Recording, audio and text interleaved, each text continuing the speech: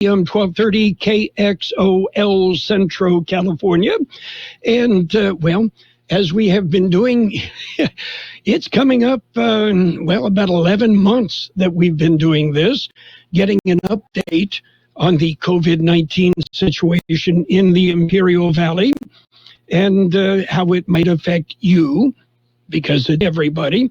And with us today, well, we've got Chris Herring, the Emergency Services Coordinator, who's been hunkered down in the county bunker at the Emergency Operations Center, and Rebecca Terrazas-Baxter. Becky is the Intergovernmental Relations Director for the County of Imperial. And let's say good morning. Good morning, Carroll. Good morning. Okay. A lot going on. And first off, let's see, yesterday, Chris, if I remember from what you told me, it marked the 1-year anniversary of the operations of the Emergency Operations Center for the county. That's correct, Carroll. It was 1 year anniversary for actually opening our Public Health Department Operations Center. Okay. It seems like 20. It does. Okay. And we have to say, okay, apparently we did not really get that post-holiday surge, and the numbers right now are looking as good as they have looked in months as far as the number of new cases, the number of active cases. One of the issues, there are, over 550 deaths from this. And, one of the things I always like to keep in mind is we're not talking numbers when we're talking about these deaths. We're talking about somebody's grandparents, somebody's aunt and uncle, somebody's cousin, somebody's brother. These are, it's a significant impact on the valley and the families in the valley. So we quote numbers, but it's people behind those numbers. Chris, what is going on right now with, we know we're waiting for more of the vaccine, but, what's the situation right now? So right now, I think you summarized it pretty well. We're seeing our case numbers kind of decrease. We're seeing our hospitalizations significantly decrease. Actually, this morning we're under 50 hospitalized COVID patients in our 2 hospitals. Just a short time ago, about 3 to 4 weeks ago, we were over 200 for a couple of days. So a lot. We're looking a lot better. And the other thing I think that you said, and it's very true. We talk about numbers, we talk about statistics, but it's true. All of these numbers and statistics, they're people. When you look at over 500 deaths in a community of our size, it's almost a full high school basketball game. The fans and the crowds. So if you put those numbers into context of the people behind them, it has been a huge impact to our community. And the vaccine rollout really is kind of the beginning of the light at the end of the tunnel. Our health officer says there's light at the end of the tunnel. It's just at this point, it's a long tunnel. It's still going to take a lot of work to get our community there, but I think with everybody working towards that same goal, our community always does find a way to get through all the challenges.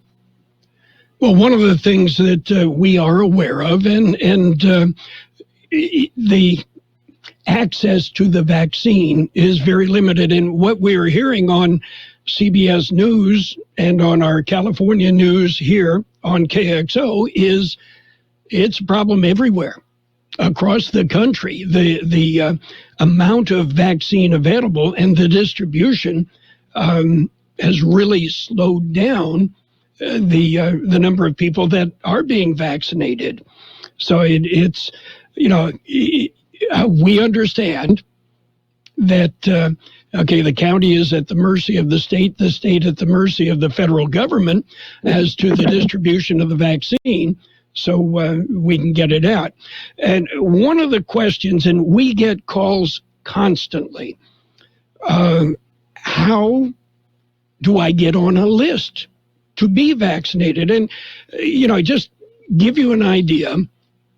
The other day, we get a news release from the county that there's going to be a drive-through vaccination clinic at IVC, some 1,300 doses of the vaccine available. And before we got the press release inviting people to register, it was totally booked.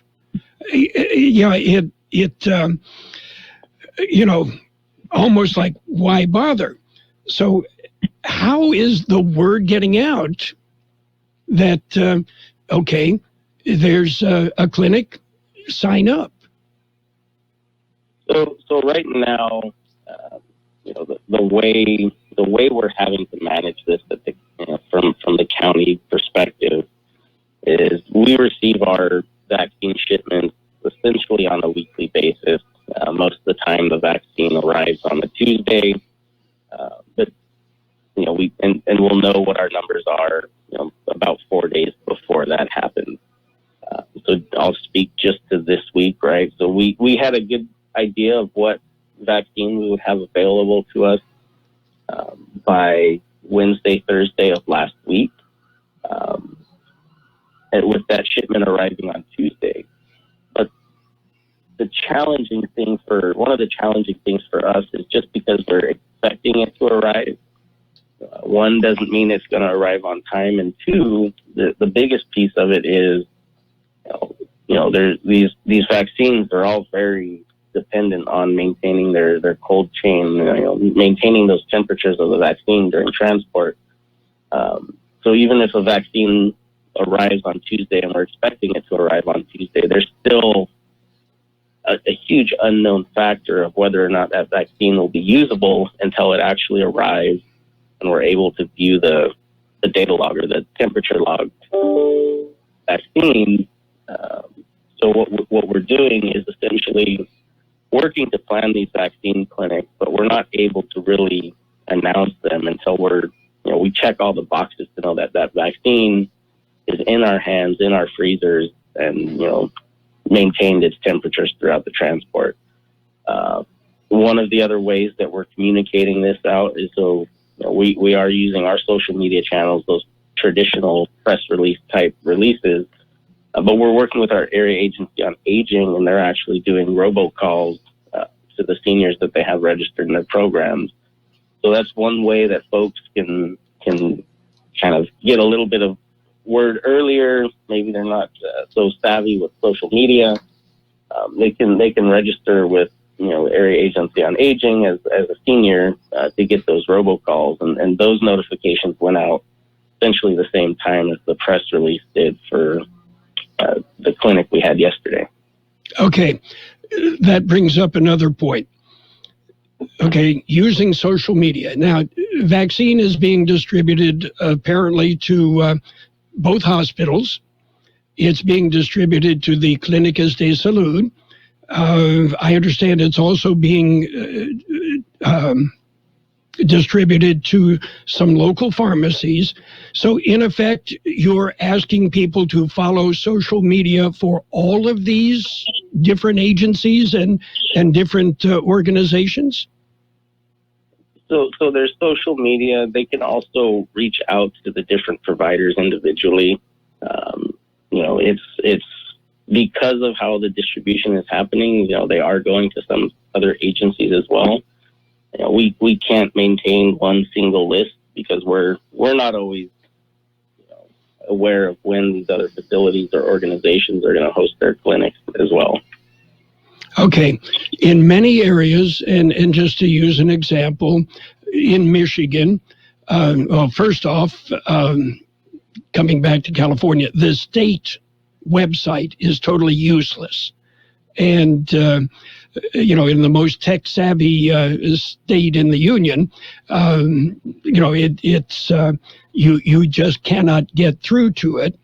But the county cannot put together a general registration system that would combine the various and other distributors. As I said, in effect, okay, you're supposed to be monitoring all of these different social medias to find out when they might have a clinic? So one of the things that we're working towards, and I think the website you're referring to from the state is probably the My Turn website. So we're in the process of being onboarded into that system, which we're hoping will help alleviate some of the communication issues.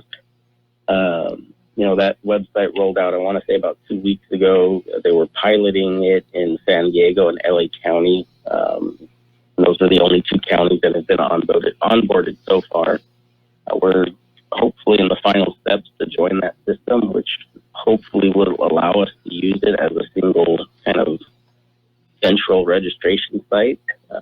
But at the end of the day, too, I think there's going to be pieces where each of these other providers in our community would have to enroll and become onboarded as well.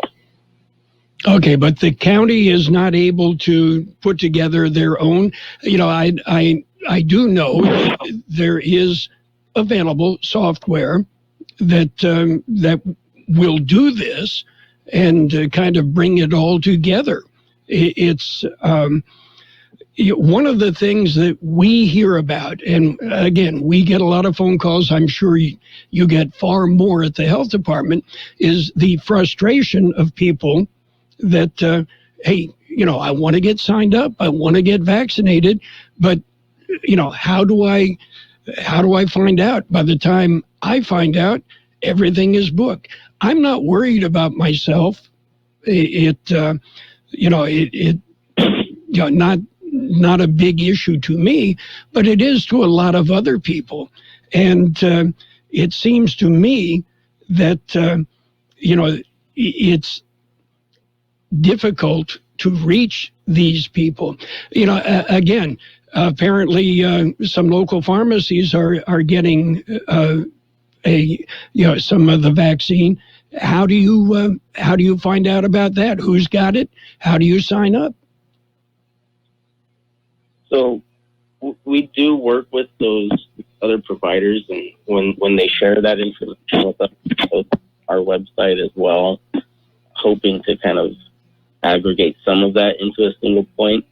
But I think right now the biggest challenge is the number of doses that are coming into our community.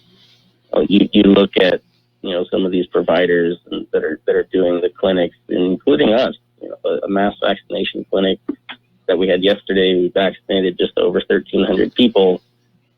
That's still only a small fraction of the 26,000 plus seniors living in our community. And we're hoping that the allocations continue to increase in size, and hopefully that cadence becomes a little more regular. But the first couple weeks of December, or first couple weeks of January, last few weeks of December, it was a few hundred doses here, and that we would receive as an entire county. So hopefully, as the cadence kind of picks up and the quantity that we're receiving increases, we can do more regular clinics, whether it's through us at the health department and these mass vaccination clinics like we did yesterday, or some of the smaller provider-run clinics. Hopefully, it's just that cadence increases, and we're able to, solve this issue with that. I think that's going to be what resolves it for all of us, is just the amount of doses arriving increasing. Okay, the vaccines, they come to the county health department, and then you distribute them to the other agencies, or do they come directly to those other agencies? So it depends on which vaccine, but the majority gets shipped directly to the other agencies. Okay. Yeah.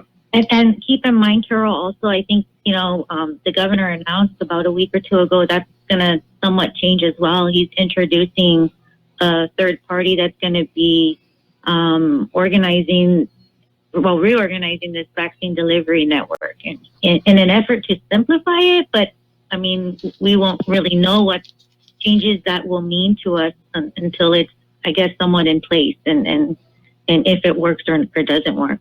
That'll be Blue Cross that has been contracted to distribute the vaccines. No, Chris and Becky, we're at the mercy of the state and the feds, and as to the amount of vaccine that comes through. But the issue we are hearing here, is the communication as to the availability. Where can I sign up? And so I'm assuming now that what you should do is register with the Area Agency on Aging, register with Clínicas de Salud. Does the County Health Department have a registry as well? Not at this time. We have it open when we have events, but we have been encouraging for weeks now for people to contact AAA, connect with them about the vaccine and the availability, and they have been putting together information and a wait list of some sort, which is what they utilized when they also made the robocall when the vaccine clinic registration day for yesterday's event. So that's why we really do encourage people to connect with the partners that we have been advertising and publicizing for them to connect with. It's just there are some challenges when it comes to the distribution and who it's going to and being able to coordinate those efforts. But we're doing our best with what is with what we have at this moment. Okay. Just kind of changing gears a little bit. First responders, number one on the list, the healthcare industry. How is that going? Are we all caught up on that? So we're working our way through those phases and tiers fairly well at this point. I think you mentioned earlier the other clinics that people may have noticed going on in our parking lot here at the health department. So those clinics, we're working directly with our healthcare providers, from large to small. We're working with our specialty clinics, and we're working directly with those employers and scheduling those appointments for their staff. We're fairly well through most of them. We're actually looking at, what's the plan going to be to move forward from those phases so we can start getting into some of the next phases and tiers of this distribution. Okay. So we are making progress. Not fast enough for many people, but, again, we're at others' mercy as far as the amount of vaccine that we do get. Okay. One final question, unless there is something I missed. Anything that I missed that you guys want to bring up? Go ahead. Okay. I'd like to just bring up the Help Us Help Them campaign. As you shared earlier, Carroll, it is difficult for many seniors to have either access to internet or to be able to navigate through social media or other systems. And so one thing we've really been pushing is the Help Us Help Them campaign, which is technically us encouraging maybe sons, daughters, grandchildren, cousins, neighbors to really look out for the seniors that they are either part of their family or that they are friends with, that they know, to inform them about when these clinics are coming up, to maybe even help them register. Keep in mind, although most of the registration was through the website, they could also do so via phone, and that information was shared also for those that maybe are not technically savvy or as familiar with the system.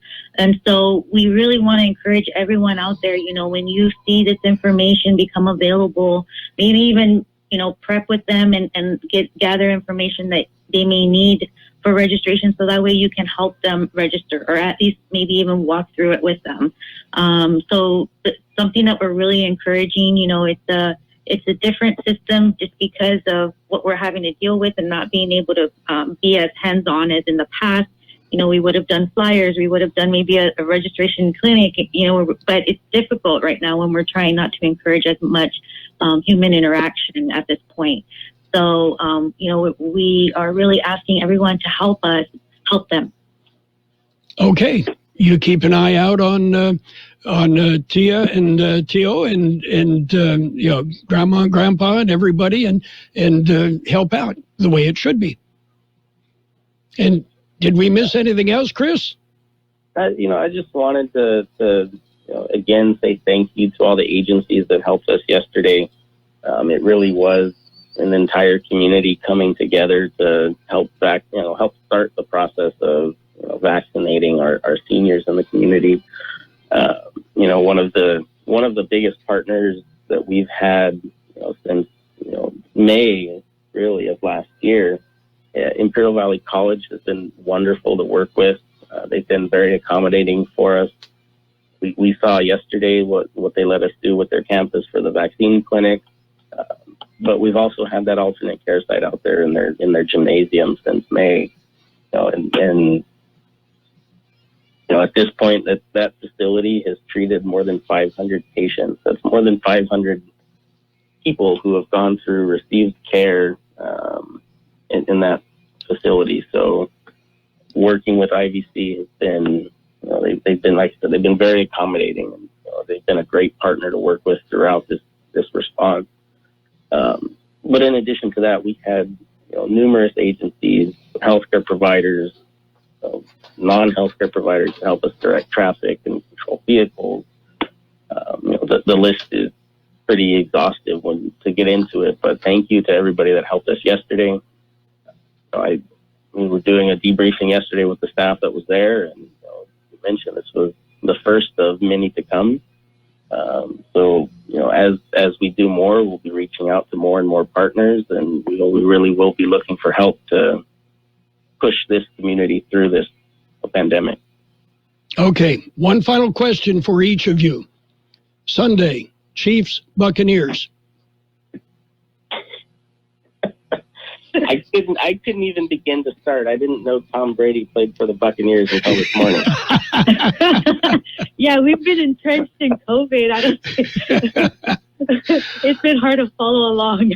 Okay, so both of you, the answer would be no comment. Okay. I'll take that. Becky, Chris, we appreciate the visit, and hopefully we now have some direction. Okay, we're going to sign up for every possible event that is coming up. You guys have a great weekend, and it is Tampa Bay and Kansas City Sunday in the Super Bowl. Thank you, Carol. Thanks, Carol. You guys have a great weekend. There's a lot going on right now, and broadcasters are on the ground covering all of it, bringing you the weather, the traffic, and breaking news, all while entertaining you 24 hours a day. Someone needs to tell you what's going on around the world and in our hometowns, and that someone is us. We are free radio. We are always there. We are broadcasters. Visit wearebroadcasters.com or text radio to 52886 to learn more. Furnished by NAB and this station. The best oldies on the radio.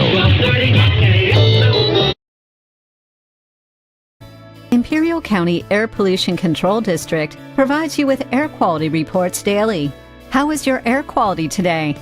Check current air quality conditions in Imperial County at imperialvalleyair.org. You can sign up for free air quality alerts to be delivered directly to your email address, or you can download the Air Quality Alert app to your mobile device today. Stay informed with Imperial County Air Pollution Control District.